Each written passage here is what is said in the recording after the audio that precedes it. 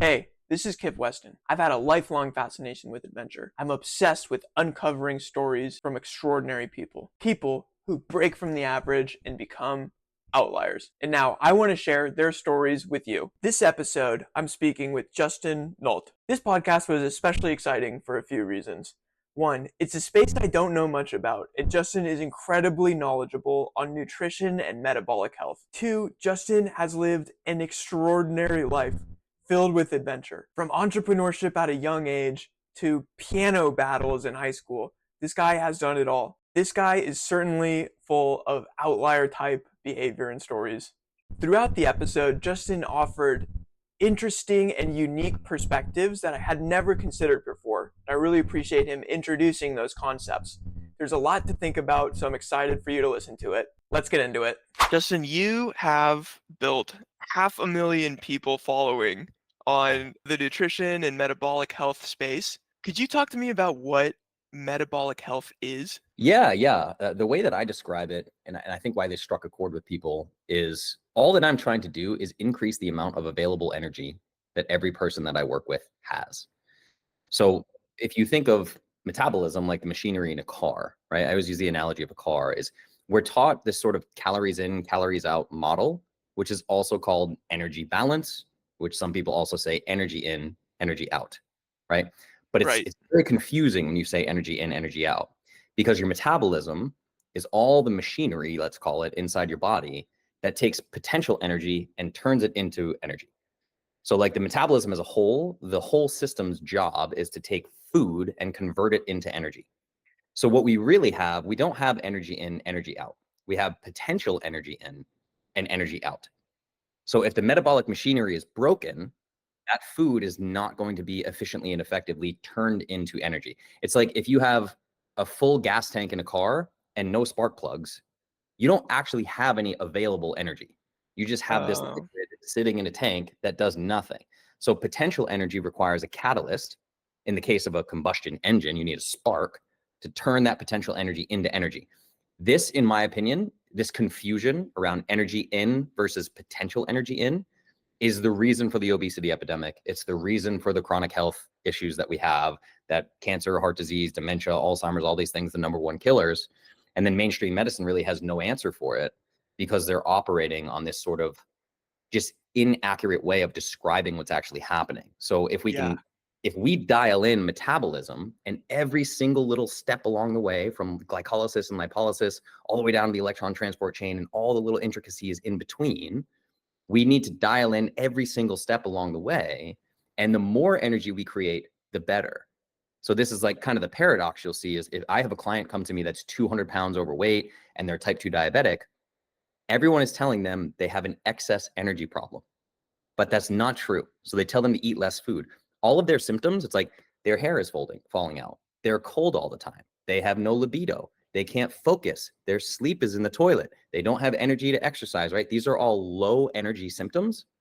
And we try to solve it by giving them less potential energy. It's really a broken system. That's fascinating. I've never thought about it like that. I've always been calories out mindset. Yeah. Yeah, 100%. Everyone's been taught that, and doctors are trained on that. Nutritionists are trained on that. Dietitians are trained on that, and it's challenging because I think that a lot of people see my podcast. I know you've watched some of my podcasts and they get this idea that I'm kind of anti-doctor or anti-medicine, which nothing could be further from the truth. I work with functional medicine doctors all the time, people who have, they're MDs, but they've also educated themselves in the things that I know that they weren't taught in medical school. They've expanded their knowledge.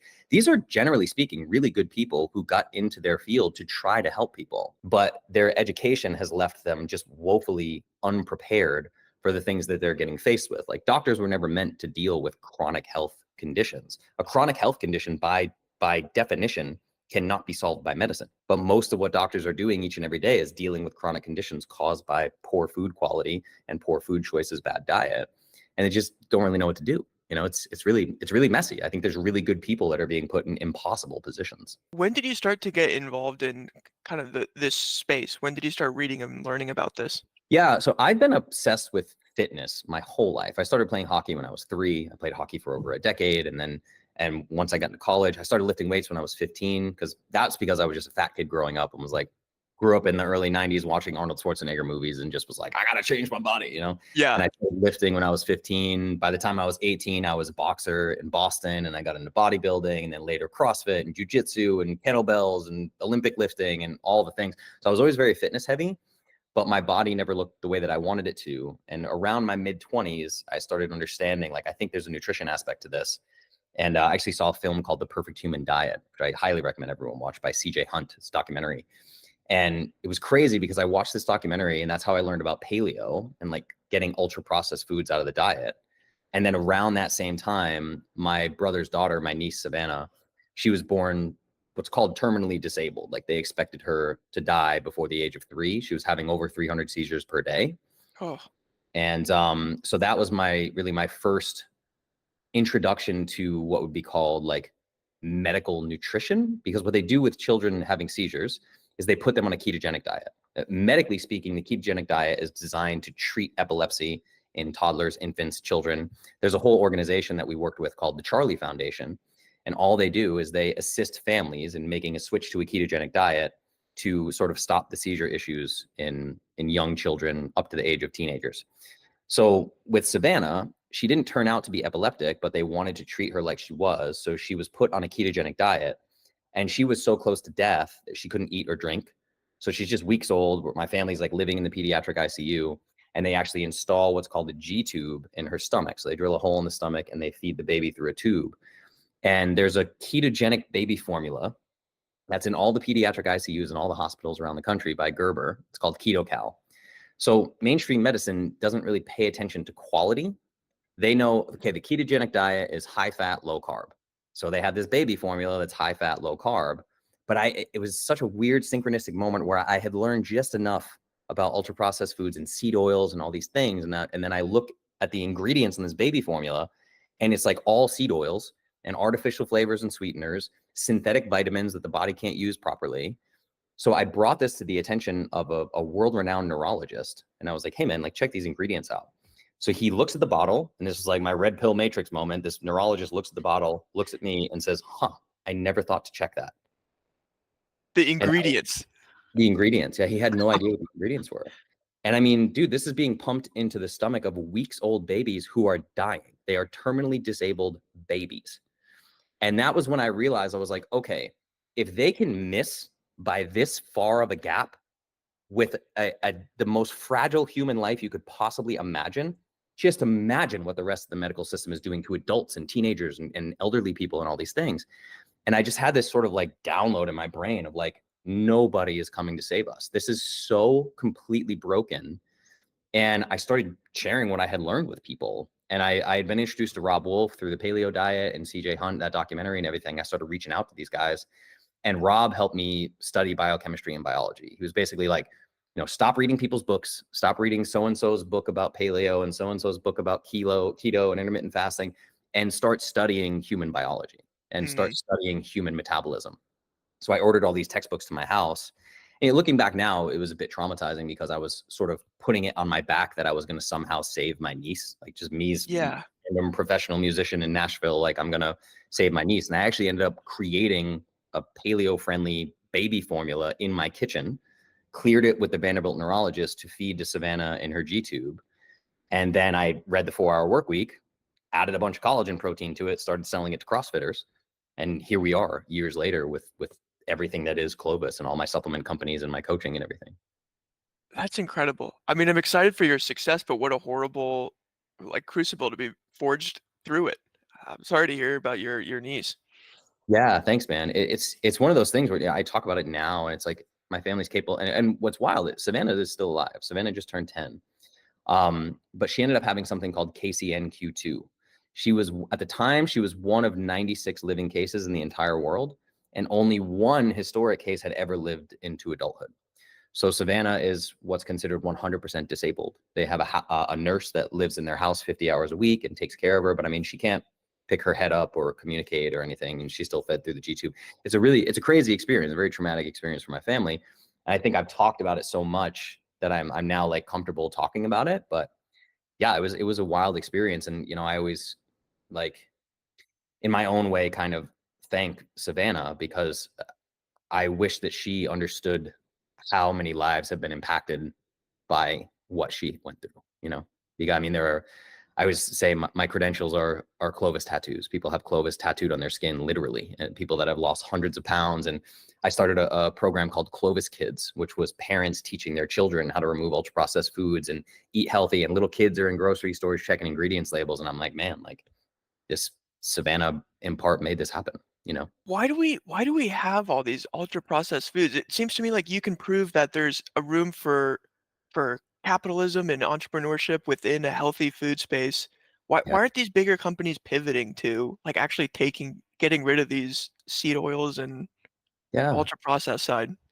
Well, what's amazing is, unfortunately, profit is always driven by consumer demand, right? It's the same with doctors. I don't think doctors are bad people. I think they're put in an impossible position, and their education failed them. And when I look at ultra processed, big food companies and things like this, it's like I could say that this is all very dark evil. There's some Illuminati that is poisoning everyone, and then they're in cahoots with big pharma, so they poison them, so they get sick, and then they make money on the pharmaceuticals, and the insurance companies make money. It does kind of look like that.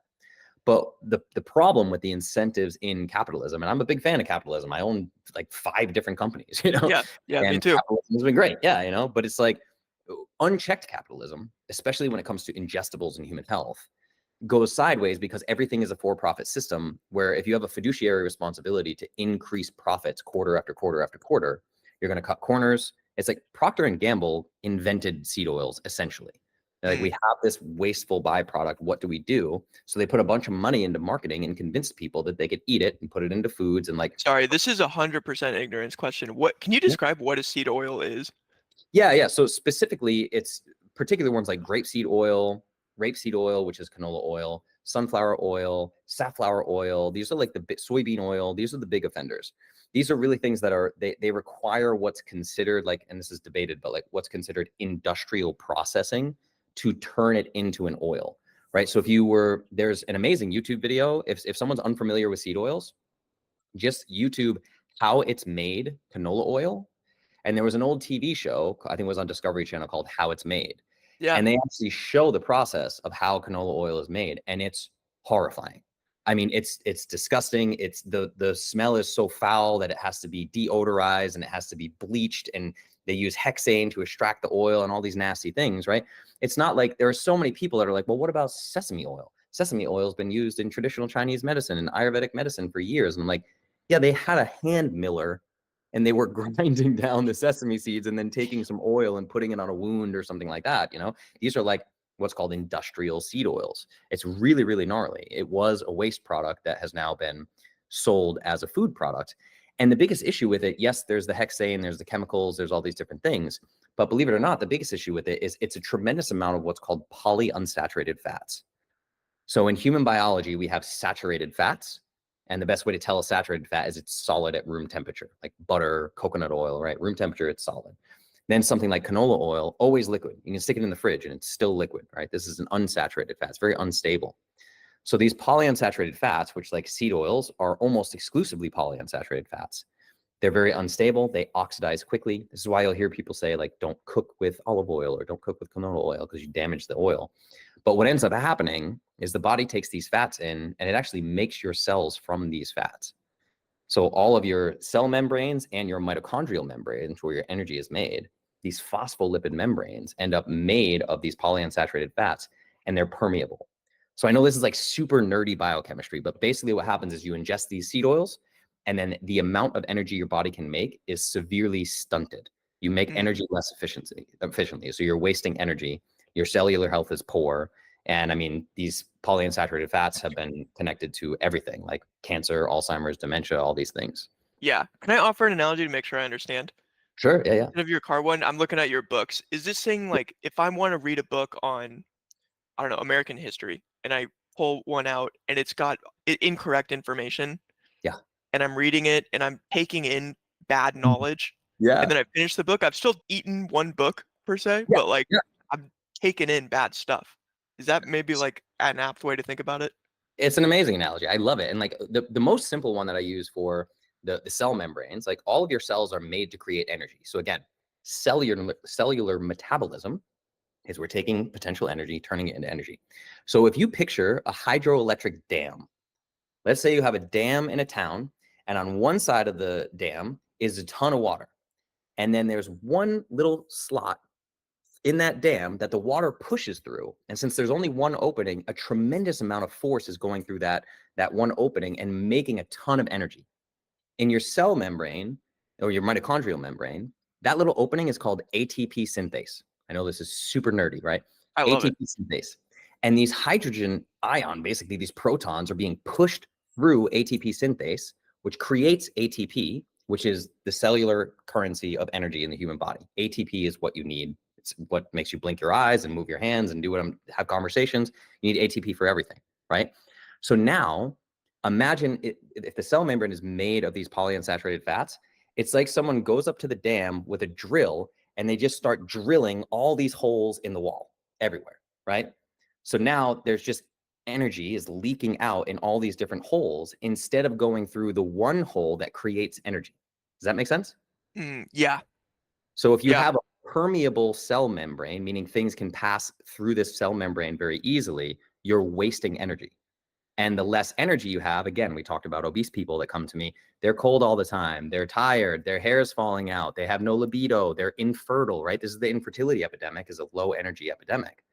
So these polyunsaturated fats, which make up a huge, some people are like 30% of their daily caloric intake is these polyunsaturated fats. They're causing an energy crisis in their body because their dam is full of holes Yep. and they can't create energy efficiently. Yeah. So they're almost like leaking energy. Exactly that. They're leaking energy. Got it. You really know your stuff. Is it frustrating for you being in a space where there's a lot of people who don't know their stuff? Bro, I mean, I will say this. When I first started, right? When I first started 10 years ago, right after Savannah was born, I was a bit evangelical about the things I was learning. I was very aggressive. I did a lot of fighting. I did a lot of debating, right? Yeah, And understandably. also, yeah, and I come from that world. I come from a very tough place, and I was a boxer, and I'm a purple belt in jiu-jitsu, and was like bodybuilder guy. I was just always like very tough. I came from a very tough Yeah. place. And I always joke, one of my favorite quotes, I think Ryan Moran said this, but entrepreneurship is the fastest path to personal development. So over the last 10 years, alongside my entrepreneurial journey, I have traveled the world and I've worked with shamans on multiple different continents. And I've worked with talk therapists and coaches and somatic practitioners. And I've learned so much about myself and my body and plant medicine journeys and all these things. And now I can tell you I'm 0% frustrated, close to 0% frustrated by what's happening in the world, because I understand that everyone is on their individual journey. And I don't think of anything as like competition, or like if someone sees my videos like you did, you're like, I think this guy has something cool to say. And then they hire me as a coach. It's not just that I am the right coach for them. It's that I am the only coach for them.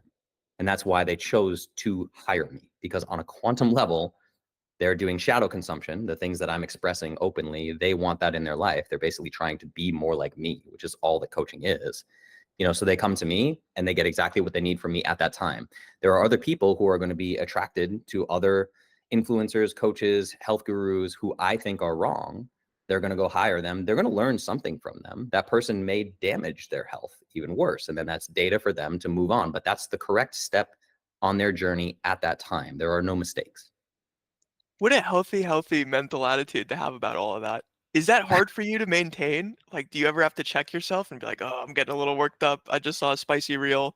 Yeah. I mean, it doesn't take me long. Within a few seconds, I can Yeah, check myself. I mean, just a few years ago, probably 4 or 5 years ago, I'd respond to a spicy comment, or like I sure. was just talking to Kyle Kingsbury on his podcast, and he's like, man, I've had so many people with millions of followers that have made videos specifically to be mean to me, to call me names, to call me misinformation, quack, whatever, right? And he's like, how do you handle that? And I was like, I genuinely love those people. Huh. And that's it, right? It's like if I saw any of those people, if I was walking down the street and James Smith or whoever made a video about me, I saw them like sitting on a bench crying, I'd be like, yo, I am 100% here for you, whatever you need. Like, what's going on with you right now? How can I support you? So I always get the question of like, well, you know so much, why don't you make a response video to that person and set them straight or put them in their place? I have no desire to do that, because that person doesn't want my help. They're spending their time, their precious time, making a video full of hate that they're sending out Yeah. at me, that they're hoping to get a reaction out of me, and it doesn't work. It's water off a duck's back for me. Yeah. So I don't feed into that. Like, one of my favorite books of all time is called Reality Transurfing, and that would be called The Pendulum. If I get stuck in the he said, she said fighting with other influencers, I'm now stuck in a pendulum and I'm putting bandwidth into this very negative thing instead of where my bandwidth does go every day, which is talking to people like you who are open-minded and interested in learning more, and the people that I can help. When I have thousands of people who are holding their jeans out, their old jeans, they could fit two of themselves in their jeans because they lost over 100 pounds and they're crying about how their life has changed. Why would I not focus there? Why would I go focus on the hateful guy on the internet? It doesn't make any sense to me. Do you think the mission you established when your niece was sick allowed you to identify what a real problem is? And so when you get like spicy comments or reels, you're like, oh, that's just noise. This is nothing compared to the reason I started this mission. And it's barely even a distraction to take energy. Exactly. Exactly. And my growth as a person through entrepreneurship has helped me understand what I teach all of my private clients is how you do something is how you do everything. Hmm. So I realized through my journey of entrepreneurship and personal development that these people that are dealing with like significant obesity and health problems and stuff, they're not on a journey of weight loss. They're on a journey of personal development. That's what this is. They're trying to evolve as a person. So I call my coaching personal evolution coaching. Right. So I understand when I see the hateful stuff on the internet, those influencers are also at a level of personal development that is many, many steps behind the levels of personal development that I've reached and the people that I communicate with that are in my circle and the influencers that I love and put out great content. Yeah. Like, they're at a different level of personal development. And that's okay. And like, for example, if there's some influencer who's like evidence-based, like Lane Norton is one of the most famous evidence-based guys of all time. He carries a PhD. He was like a world record-breaking power lifter. He really doesn't like me. He's said lots of things to me. He's commented on my stuff, whatever. And I always say, I'm like, listen, that guy is helping fit, shredded people get more fit and more shredded. That's his demographic, right? Yeah. I have people coming to me that are dying. They're 350 pounds. They're 5'3". They have type 2 diabetes. They're on every medication known to man. They're depressed. They're anxious.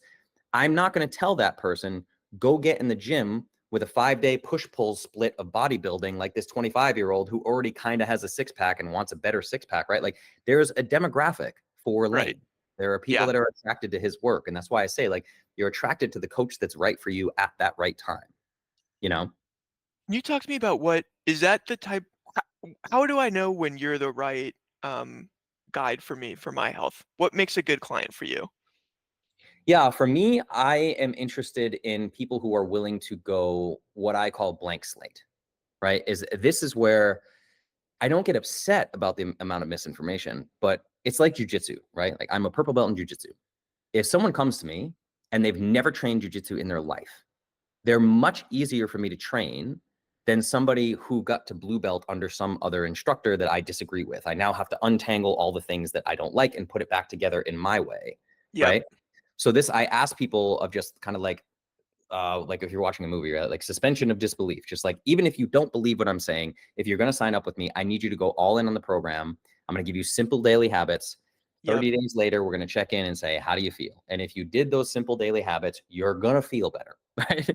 Guarantee. All my programs have a money back guarantee. And I always say, this is a line that I got from an amazing coach named Jesse Elder. Says the same thing about his programs, but 100, my programs work 100% of the time for 100% of the people who follow them 100%. It's that simple, which is why I can put a guarantee on it. So ideally, I'm looking for people who are willing to be like, listen, I've tried this before. I want to go all in. Whatever you tell me to do, I'm going to do. That's really what I'm looking for, is people willing to take action, because it's challenging. People come to me, right? This is the most common thing that happens. Let's say somebody is currently 200 pounds and they want to be 150 pounds. They're 150 pounds overweight. And they'll be like, I tried keto once and it worked so well. It was amazing. And I'm like, okay. And my very next question is, so keto worked so well for you that you had to stop following it?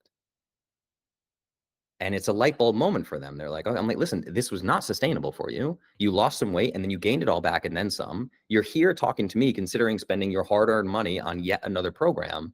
Keto did not work for you. Just because you lost 20 pounds in 5 weeks and then you got off keto and you gained it all back and then so, it didn't work for you. If it worked for you, you'd still be doing it.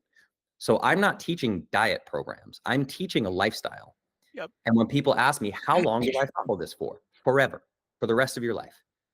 You follow it for the rest of your life. I eat this way. I've eaten this way in 20 different countries in the last 3 years alone, right? Like I don't have cheat days. I don't eat off of what I have an approved foods list that I give all my clients. I don't eat off that foods list. I don't have cheat days. I don't anything. It's just like, this is the way that you live your life now. So the question is, how long do you follow this program? However long you want to stay healthy for. Yeah, because a diet almost by definition is fleeting. Like Exactly. it's a set amount of time, right? Yep. 100%. There was an article the BBC wrote that gave me a little bit of existential dread, and I'm sure you know much more about it, but it was talking about what percent of bacteria or cells in our body aren't us. It's like Yeah. what sort of bacteria is in our gut. And then Yeah. it was saying that the gut in our bacteria can actually inform our thoughts and cravings. hmm Yeah. I mean, there are great examples of this in the animal kingdom, which are great. Like there's a particular type of bacterial infection that happens in rodents that make them sexually attracted to cats.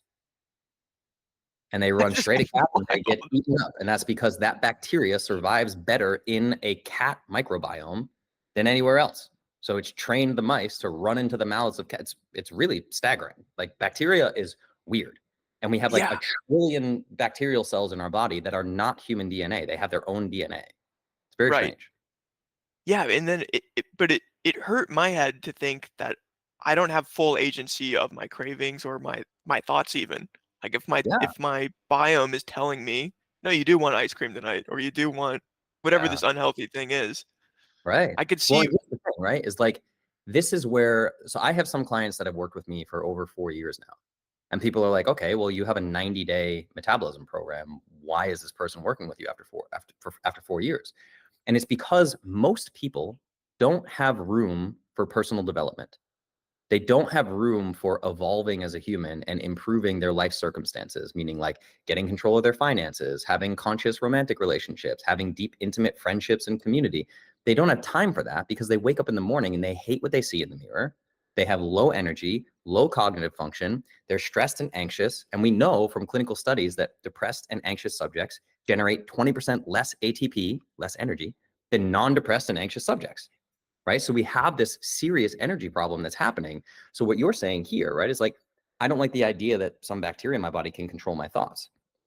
The healthier you get, the more you avoid ultra processed junk foods, the more your brain will change, the more available you become for personal development.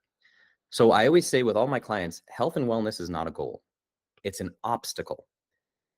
That health and wellness obstacle, when you're suffering from poor health, prevents you from living the life you want to live, from doing the things you want to do.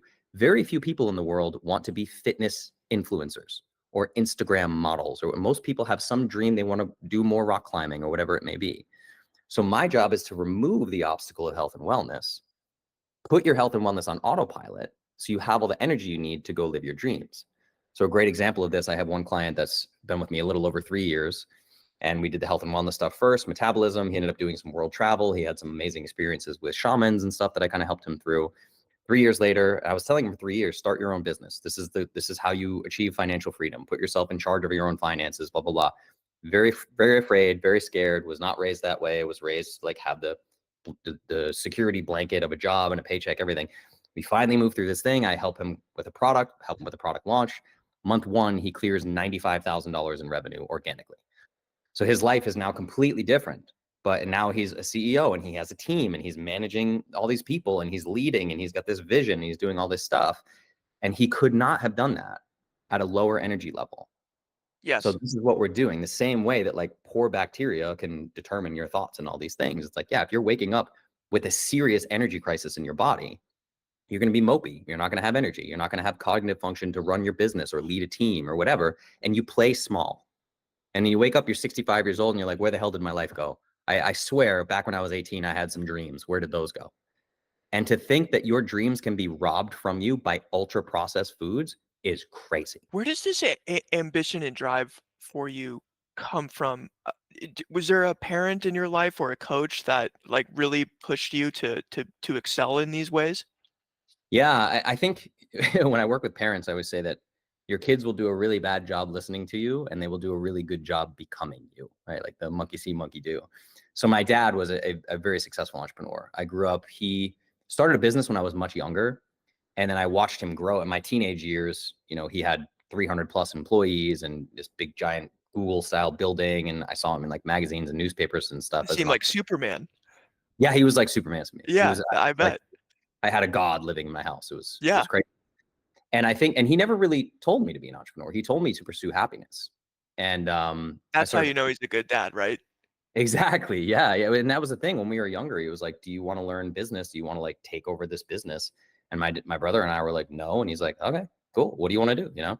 And Yeah. I'd asked for piano lessons when I was 8 years old. And I ended up becoming, I don't know how much you've looked me up, but I had a 15-year music career as a professional musician. I did over 300 shows a year. I was living in Nashville. I had a reality TV show on ABC when I was 25 years old, YouTube channel, albums, the whole thing. So I was really just like pursuing my dream and passion of music. But to answer your question, I wish I knew. I mean, I know I saw the model of my dad and I really wanted to be successful. Yeah. But I can tell you from the time I was very young, I would wake up every morning like my chest was on fire, and not in a bad way, in a way of like, I have to do.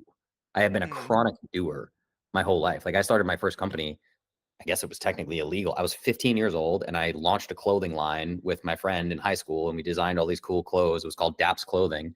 And we sold it out of our lockers and I was making like $1,000 a month just selling clothes to my schoolmates. You know, it was very strange. I've had this always. I honestly don't really know where it comes from. That's awesome. Did you tell your dad you're like hawking clothes out of your locker in school? Oh yeah, for sure. And it was funny because I was also performing in high school. I became kind of like a small town celebrity for playing music and singing. And then we would host these concerts and I would headline the concerts and it was like cancer benefits for people in the area. I was doing a lot of charity work and stuff. And we always had a DAPS booth set up outside these concerts.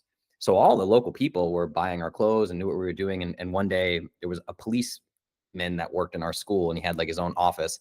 And I got called into the policeman's office. And I was like, okay, what's about to happen here? And he was like, I know you guys are selling a lot of clothes and there's this little thing called taxes. And I was like, wait, what? And he gave me this whole speech about like business and taxes and all this stuff. And I was like, am I in trouble? And he's like, no, I got 2 kids in middle school and they really want me to buy 2 hoodies from you. And I was like, all right. And he It's wrote me a check. awesome. I sold him 2 hoodies. And he was like, man, he was actually like congratulating my entrepreneurship, but was kind of poking me. It was really an interesting experience. Like you said, a decade in piano and music in the arts. Are there skills you learn in how to hold an audience and pitch or something that translates to the social media space? Are you carrying over any of those creative skills? Yeah, yeah, 100%. And I did so many shows, and most of which were dueling piano shows. Have you ever seen a dueling piano show? No. Yeah, so it's basically you walk into a bar, and there are 2 baby grand pianos placed facing each other with 2 piano players, Yeah. and we take requests from the crowd. So at one point, I knew 600 top 40 songs off the top of my head, everywhere from the 1950s up to Justin Bieber or whatever is popular, Yeah. and they would pay us money and make requests, and we would play this all request thing. But dueling pianos is parts improv comedy. We're communicating with the crowd, we're making jokes, we're playing off of one another. Like sometimes I'm like standing on the piano and doing crazy dances and stuff. So it was really like 15 years of improv comedy Yeah. and learning how to hold an audience and knowing here's the part and Don't Stop Believing where I say sing it and point at the crowd and the whole crowd erupts and they sing the thing, and like learning the timing of how to move through these things. And if you would have told me 10 years ago, hey, your on stage performance is going to make you really good at making short form content on TikTok, I would have been like, I have no idea what you're talking about. That sounds great. But it was like 15 years of training for showing up in a particular way on camera. So for me, like when people see my TikTok videos, most of what you're seeing is one take. That video took me less than 10 minutes to film and Yeah. edit on the internet. It's very easy for me to make content. Right. But that's cool that you had so much practiced. I didn't realize like the improv element of it too. Yeah. Yeah. I mean, I consider myself really fortunate, but I have a podcast coming out with Kyle Kingsbury where we really dove into my understanding of like quantum mechanics and reality and this whole thing. Like I fully believe that I create my own reality. So when I go Mhm. back in hindsight and I look at all these little dots that connect, I'm like, oh, okay, got it. I see what was going on there. Amazing. Here we are in the perfect place. What do you mean by that? Yeah. I'm gonna make you read your podcast, but No, it's okay. And I will say it in the most just like, I'll just put it bluntly of like what I believe, and then we can dig through it if you want to. But like, I fundamentally believe that I am God and I create this reality. So like I don't really believe in death, right? Like if I were to die, all of this would go away. I don't believe in this whole like I die and the world carries on without me and this whole thing. Is like I fundamentally believe that I am the creator of my subjective reality. You are Hmm. the creator of your subjective reality. It's my world. I mean, it's your world. I'm just living in it. That's it. You know, this is you talking to you through a mirror that you have named Justin. And that's how reality works, is in every single unique consciousness Right. experience, each human being is a unique consciousness experience mirroring back to you something about yourself internally, which is what great coaching is. On call one with clients, I say, I don't have anything to teach you, but I'm going to ask you a lot of questions that's going to reveal the truth that's already within you. We're going to get to the real you, the authentic you. That's what we're doing here. And you just need this mirror that asks you the right questions. So it sounds like with your client calls, it's so much to tackle. There's all these environmental challenges your clients are facing before you Hmm. even get to the food that Hmm. they're intaking. Yeah. How do you triage a client? Yeah, that's on an individual basis, right? It's like I Yeah, have a client right now who's like very physically fit and just trying to lose a little bit of body fat. And we put the health and wellness on autopilot. And then he's like, how do I make money online? And I'm like, cool, let's explore that. How do we, replace your salary with online income? Like some people are doing that. Some people are having trouble in their relationships and we work on romantic relationship communication or masculine, feminine polarities. Like all of my coaching is based on my intake call with that person. So yeah, I take a call and I just ask them a lot of questions. What are you trying to get at? What's your number one thing? I always say, like, what's the straw that broke the camel's back that has you here on this call with me? And if right. someone's in dire health and wellness straits, oh yeah, we're going to do triage big time. It's going to be, no questions asked. We're going cold turkey on a lot of things. We're going through your kitchen. We're checking all the ingredients. Where are the seed oils? Throw that away or give it away or bring it wherever you want to bring it. Replace all those things. Like I very, very much, again, what do I look for in clients? Is like, this is not a dip your toes in the water type plan. This is you either understand that there is food and there is poison and you are prepared to remove the poison completely, or you need a coach that's not me. Right. Yeah. If I think you're at risk of early death, I don't want to hear that it took you 60 days to remove seed oils from your diet. It's like we're removing them week one, and that's how Right. it's, you know. Right. Yeah. That makes sense. And on the client end, that it's got to give you confidence in the sense that I think it takes an element of bravery to ask for help in the first place. Of course, that's huge. I love that you see that. I don't.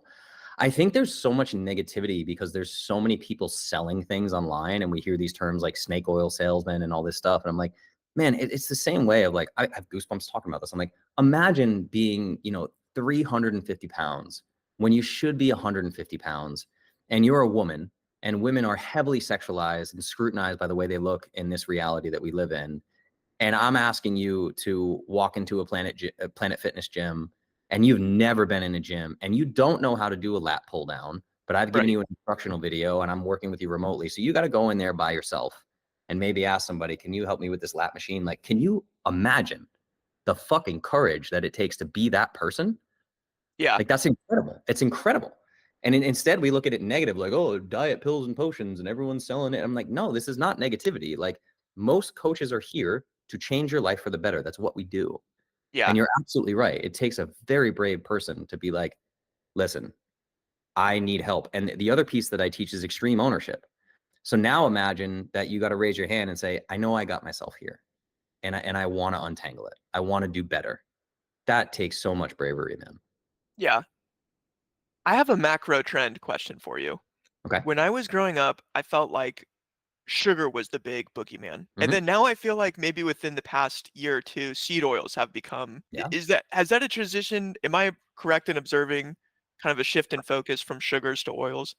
Yeah, if you ever want to check this out, well, one of the best books on this that has ever been written just came out. It's called Dark Calories. Dark Calories is 100% about seed oils by a doctor named Kate Shanahan. She wrote a book called Deep Nutrition years back. Brilliant. And she was just like a conventionally trained doctor that eventually was like, I think I'm at worst killing my patients and at best not getting them any results whatsoever. I need to change my practice, right?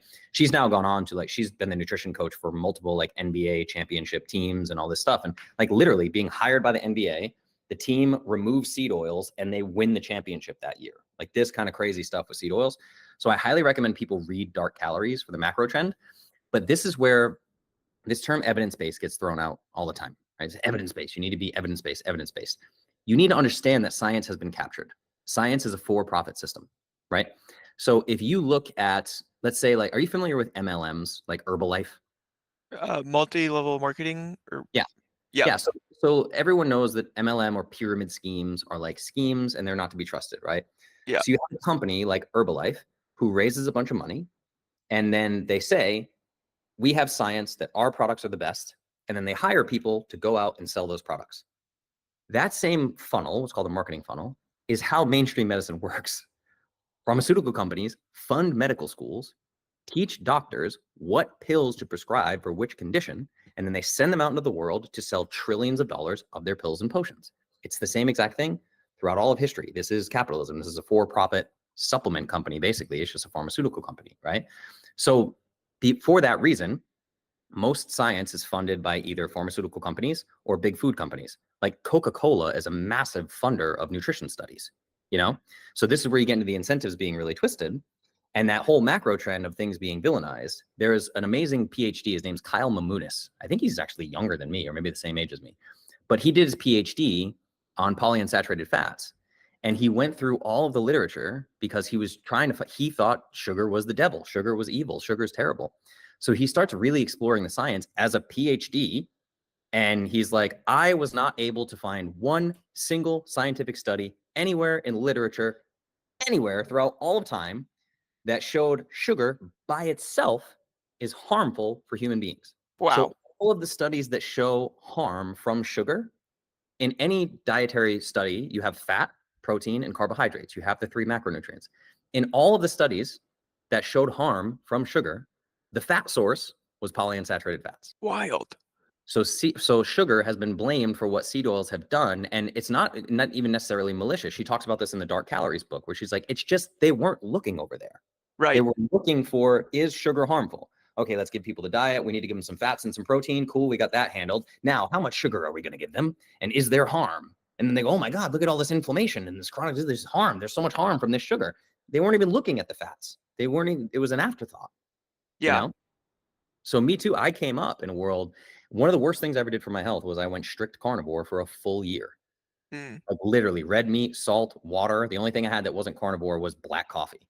And Yeah. I tanked my health and wellness. I tanked my thyroid function. My testosterone dropped into the 200s, which is that of like a 75-year-old man.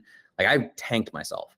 And I had to relearn that glucose, the primary fuel source of the human body, every single cell in the human body can burn glucose, which is not true of fatty acids.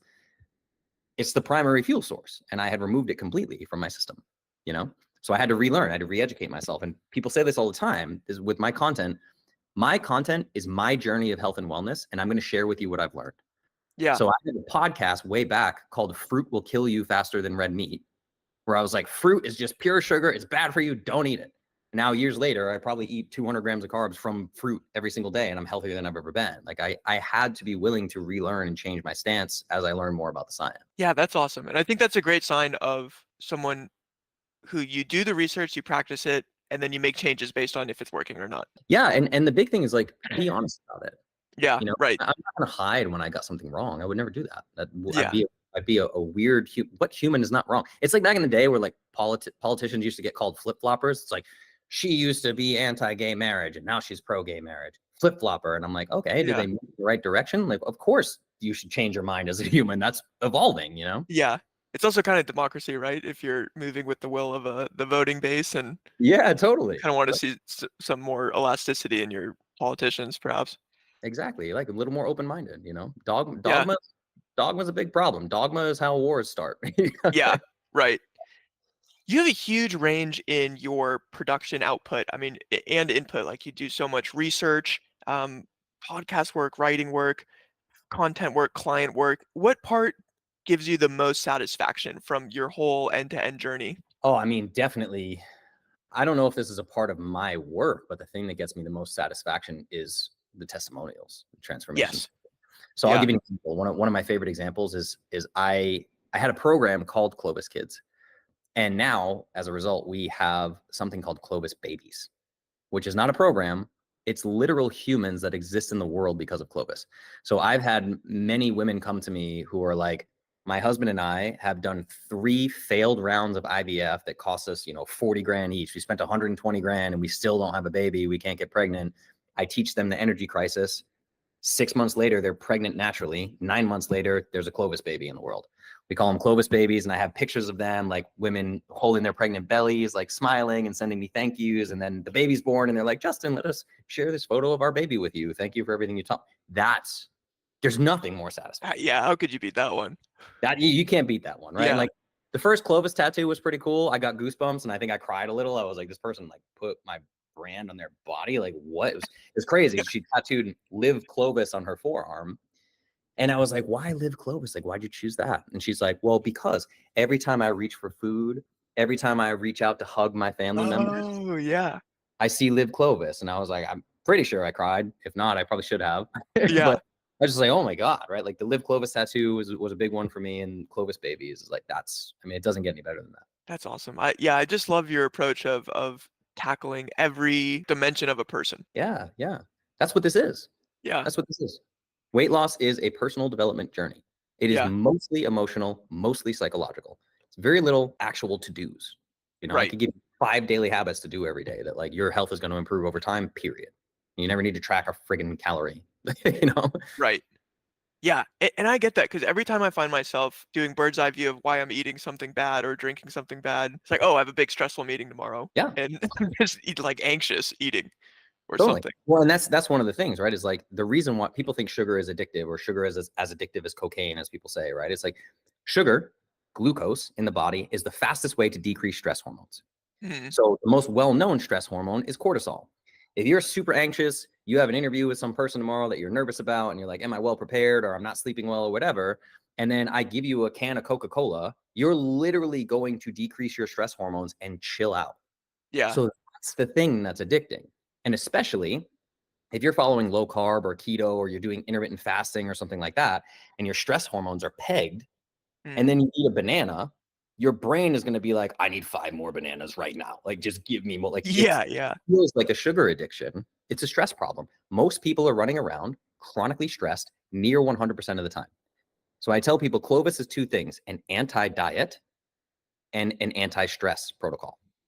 We're trying to minimize stress. Gosh, I think that's me. I probably do intermittent fasting and then so much sugar throughout the day, it goes all wonky. Yeah, exactly. And that's the thing, like Yeah. entrepreneurs, I remember when like keto became the thing for high powered entrepreneurs.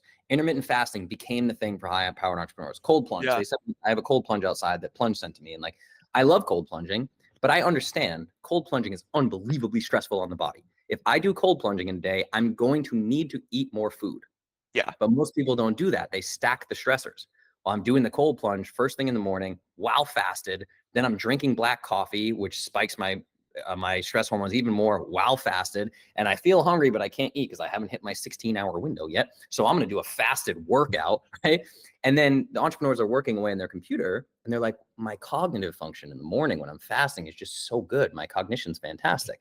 I'm Yeah. like, is a survival mechanism. That is your lizard brain spiking your stress hormones so you have the energy to go eat food. And you just refuse to eat the food.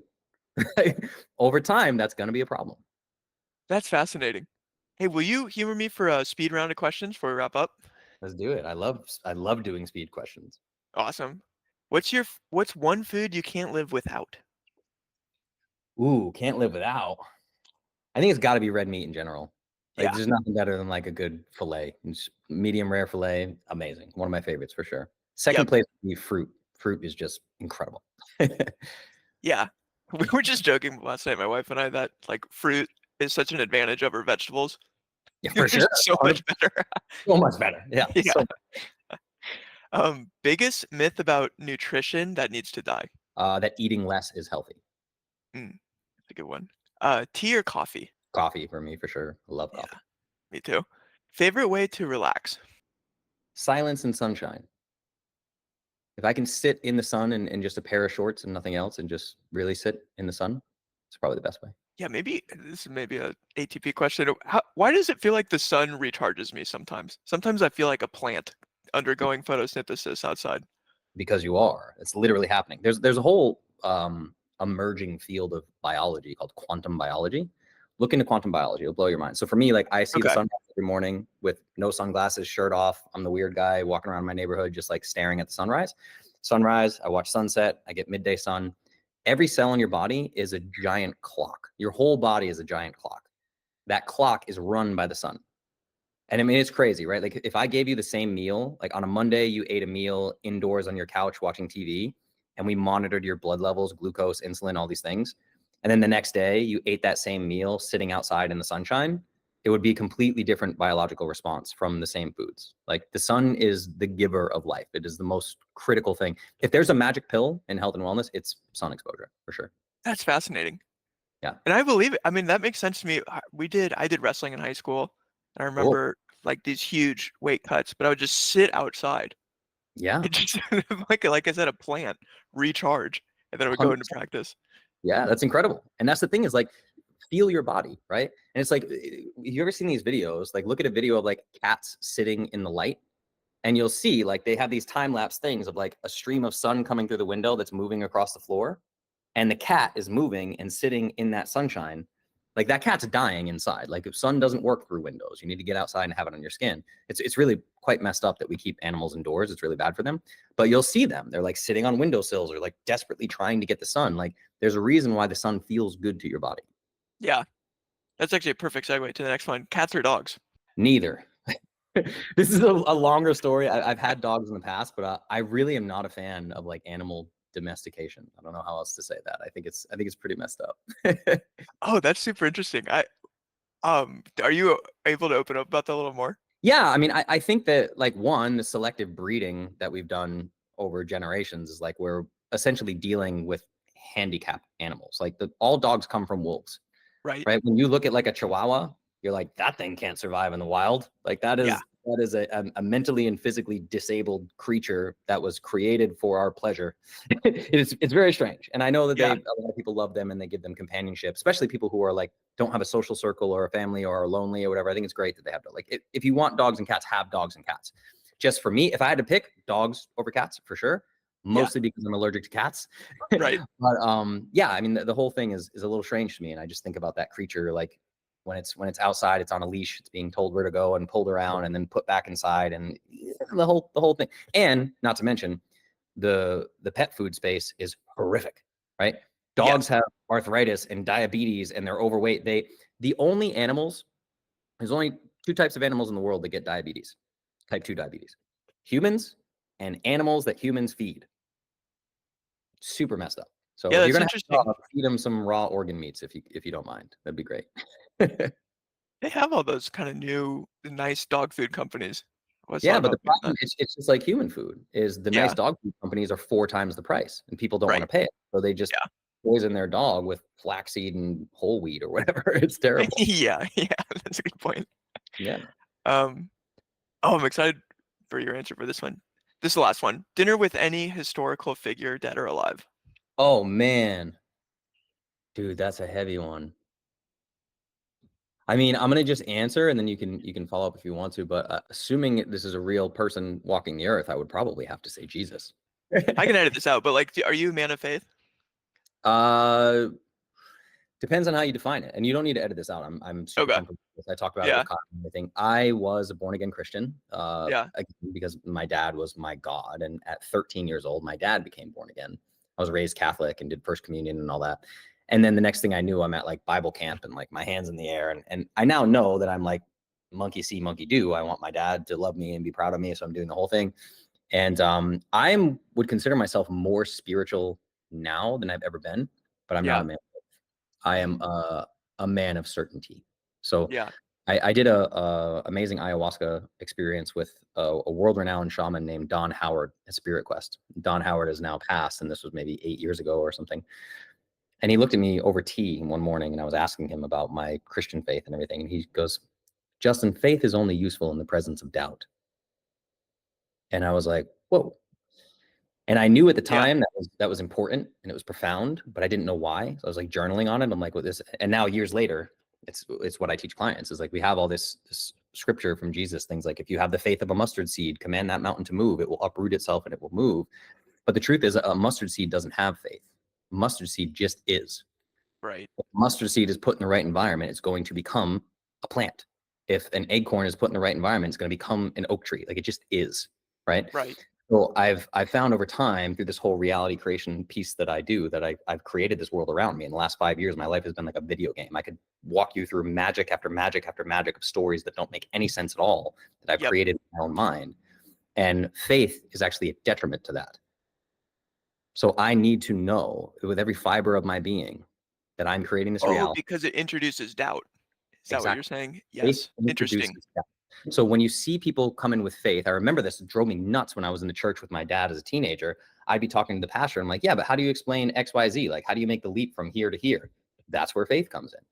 Any Mm, question that they did not have an answer for, that's where faith comes in. That's what you just leap of faith, take a leap of faith, right? It's always like faith is doubt, right. you know? So I Yeah. consider myself more spiritual now and more connected to God than I have ever been. And I believe this may upset some people, and that's okay. I respect your beliefs, but like when I was a born again Christian, I was never more disconnected from God. Mm, Truly. I was judging myself for everything. I was inherently a sinner. Everything I do is bad. If I had sex with somebody, I'm like, oh my God, what is that's like the judgment of the thing, you know? And like I was in the music industry, so there was a lot of sex and a lot of alcohol, and I was partying like a rock star and just feeling terrible about myself the whole time. You know, and it's like I just really was quite disconnected from God. I think that I live every moment of this life now connected to God or universe or source or whatever you want to call it. If you want to check this out, I did an amazing 2.5 hour interview with Paul Check on my podcast, the Clovis Culture podcast. We dive yeah. into this a lot. And then when this most recent Kyle Kingsbury episode comes out, I'll send it to you so you can check that out. But I speak publicly about this stuff a lot. Yeah, that's a really interesting perspective. I've never thought about how, by definition, you need doubt to have faith, and that Yeah. there is a distinction between. Yeah, I mean that's an interesting perspective.